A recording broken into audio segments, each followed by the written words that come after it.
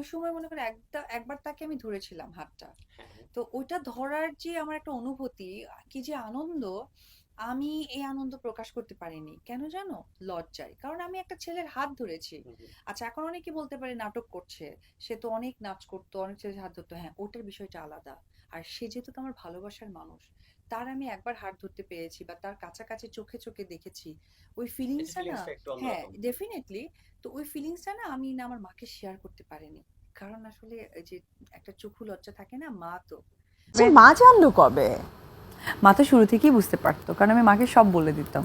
আমি মার আচ্ছা, কাছে লুকাতে মানে বিয়ের পারতাম না। পরেই মা আর মোটামুটি আর জেনে গেছে। একটা মা খুব ভালোভাবে জানতে পেরেছিল, সেটা হচ্ছে আমি বললাম না কোটি টাকার কাবিন করার পর মা আমাকে ইন্ডিয়াতে ভর্তি করে দিয়েছিল, বাট আমি তো ধরো এসে কলেজে ফিরে আছে না, তারা সব গিয়ে বলতো মাসিমা জানেন না ওই যে নায়কটার সাথে কাজ করছে না, ওই নায়ক তো কলেজের সামনে এসে অনেকক্ষণ দাঁড়িয়ে আছে।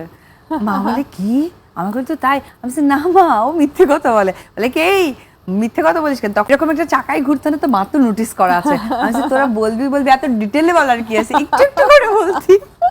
মানে কিছু অপু বিশ্বাস বাংলাদেশের এক সময়ের জনপ্রিয় নায়িকা ছিল অপু বিশ্বাস, কিন্তু তিনি তার ব্যক্তিগত জীবনকে হাস্যরসে পরিণত করার কারণে তার জনপ্রিয়তা কিন্তু দিন দিন কমেই যাচ্ছে। শাকিব খান এবং বুবলি ইস্যুতে বিভিন্ন জায়গায় বিভিন্ন রকম কথাবার্তা, মিথ্যে, বানোয়াট এবং এক এক শোতে এক এক ধরনের কথা বলার কারণে তিনি যেমন জনপ্রিয়তা হারাচ্ছেন, তেমনি তিনি পরিণত হয়েছেন ব্যক্তিত্বহীন সি গ্রেডের নায়িকা হিসেবে।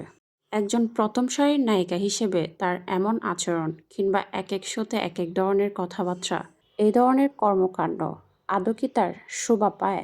বহির্বিশ্বের যারা প্রথম শ্রেণীর নায়িকা থাকেন, তাদের দেখা তো দূর, তাদের ব্যক্তিগত জীবন নিয়ে মানুষের কৌতূহলের শেষ থাকে না। কিন্তু অপু বিশ্বাস বাংলাদেশের একজন প্রথম সারির নায়িকা হিসেবে তিনি যেভাবে দিনের পর দিন ব্যক্তিত্বহীন হয়ে পড়ছেন, এটি আসলে হতাশাজনক।